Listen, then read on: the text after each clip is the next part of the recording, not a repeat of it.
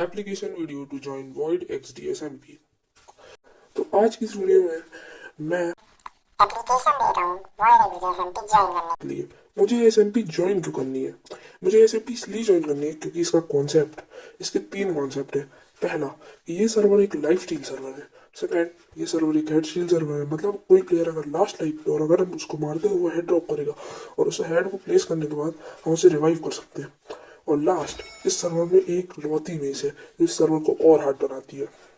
अब बात कर लेते हैं मेरी स्किल्स के बारे में।